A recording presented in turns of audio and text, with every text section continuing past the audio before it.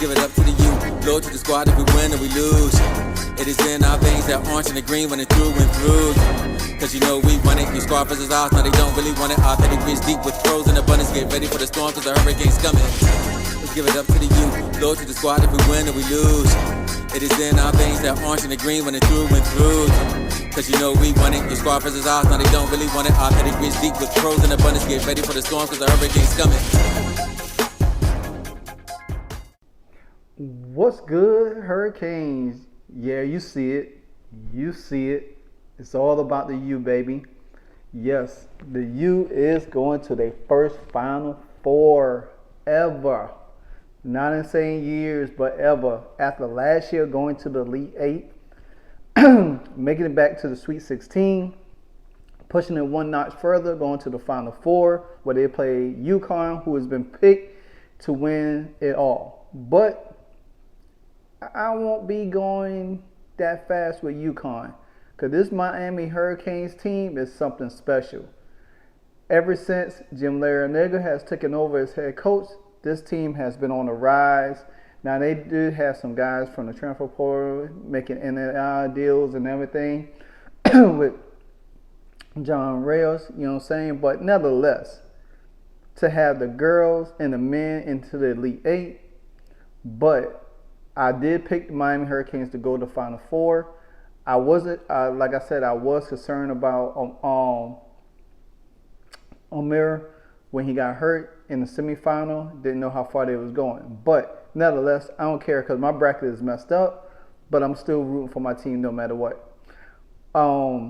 Miami was down at 8 at halftime.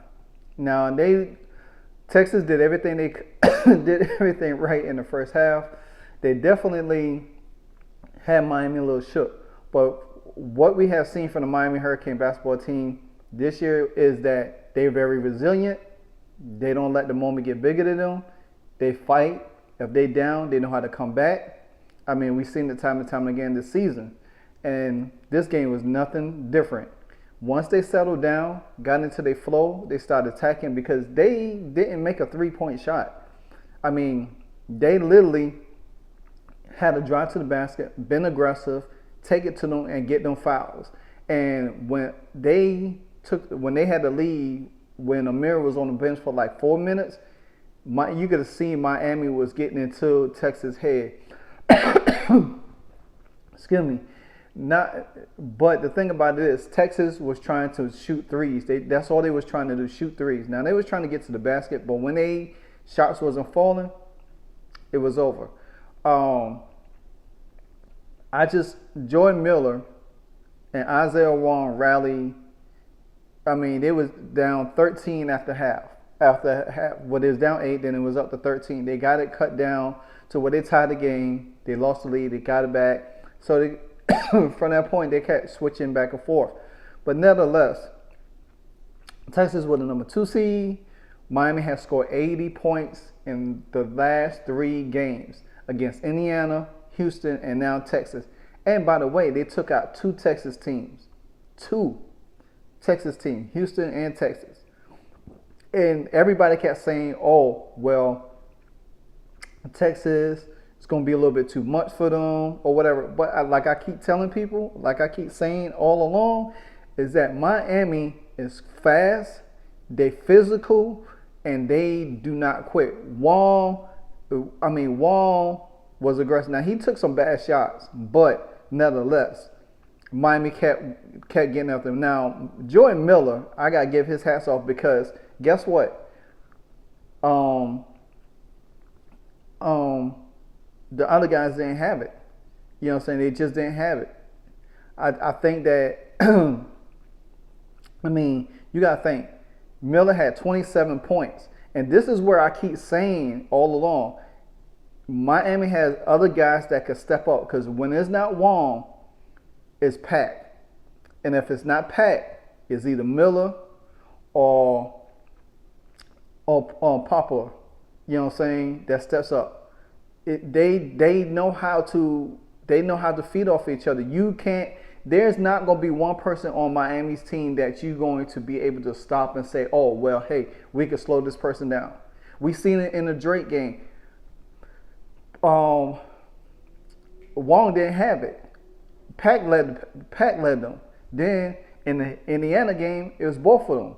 And then in the Houston game, it was all of them. You know what I'm saying? And then this game, it took all of them again. But the guy that set the tone was Jordan Miller. You know what I'm saying? And then you started seeing Wong and Omer and all of them guys start getting after it. They started trapping them. Excuse me. If you notice, once Miami started trapping them, they started making Texas very, very frustrated. Texas was out of rhythm. They didn't get the shots that they normally get. They was trying everything. You know, they was trying to put Miami in a lot of foul positions, foul trouble, but Miami turned the tide on them and started putting them in foul trouble. Especially when the one guy had got hurt on foul and he hurt his leg. I think that kind of turned the tide a little bit. Some people say when the guy was undercut Omer, that kind of turned the table. Nevertheless, Miami was already in rhythm. They was putting pressure on Texas at that same time.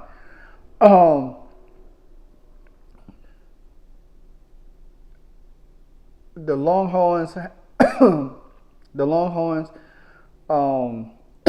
excuse me, not just, sorry.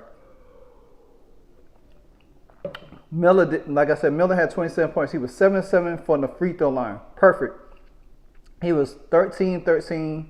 No, he was 7-7 from the field. He was 13-13 from the free throw line. Perfect. You can't get any better than that in tournament play. When you play like that in tournament play like that, it's going to be hard for anybody to beat you and slow you down because they don't know how to deal with you. You know what I'm saying?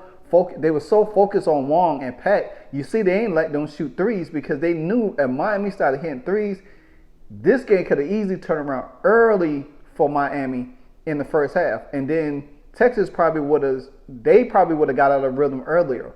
But nevertheless, when Miami started blitzing them and start taking it to the basket on them a little bit more, you start to see the Longhorns start to get out of rhythm, get out of characteristic, and start to, falling apart along the way. Now, Wong scored 12 of his 14 points in the second half to beat the Longhorns, who had been the top remaining seed in the tournament. Now, Miami just took out Indiana, that was a number 1 seed. So then, playing Texas, that was a number 2 seed. So they don't beat a number 1 and number 2. There ain't nothing else that's gonna say, well, hey, they not that team. Now, after falling short in the Elite 8 a year ago, Miami, came back, regrouped. Like I said, they now they play UCONN on Saturday night. That's a primetime game at 9 o'clock, around about 9-ish. 2 more. Excuse me. For the first time since seeding, there has not been a team better than number 4 in the Final Four. For the first time, there's 2 5s, a 3, and a 4. That's it.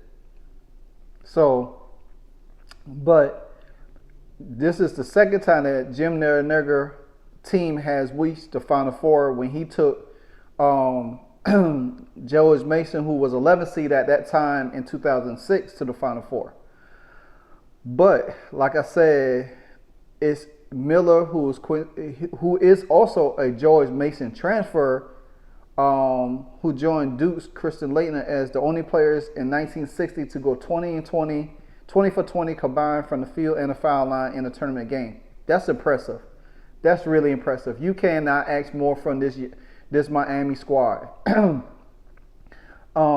Now you can really just say that Miami is not just a football program, because the football program gets a lot of attention. Now you have to look at them as a basketball program. You already know they're good in baseball. So, and if they cap off this Final Four run and make it to the finals and win the finals, Miami will have national championship in football, I believe in baseball and basketball. That's going to be one. This is going to send along to the University of Miami. And now you got to think, the football team that's going to come out this year, they're going to try to be oppressive. They're going to try to, win games, probably try to make it make it to a great bowl game, a New Year's Eve bowl game or whatever. This is what University of Miami is all about. Prestige, bringing attention. When Miami is doing good, it's good for college football. It's good for college sports, period. Who would have thought, we did have some decent Miami basketball teams throughout the years, but none as special than this one right here. So if this one could take it all the way, hey, it's going to be good.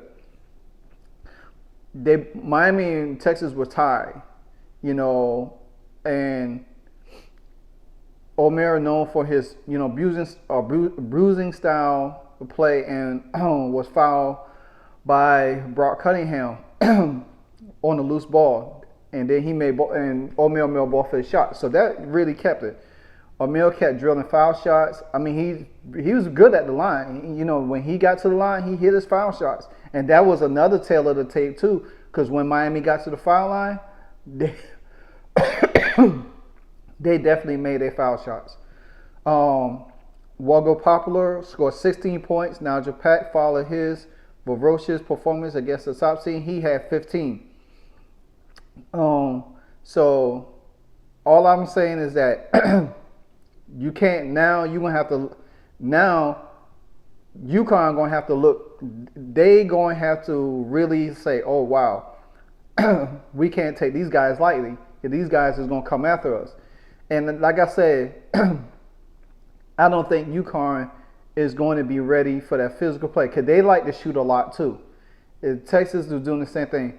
Once you slow down their shooting, once you slow down guys shooting and start putting that pressure defense on them, that really changes the momentum of the game.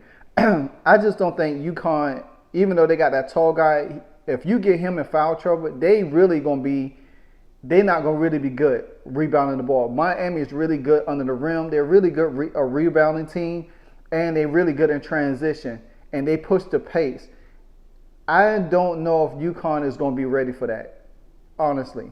I think Miami is going to, and one thing I noticed how Miami plays, they kind of like feel the game out. They feel the game out a little bit, and then once they figure it out, they kind of like start attacking.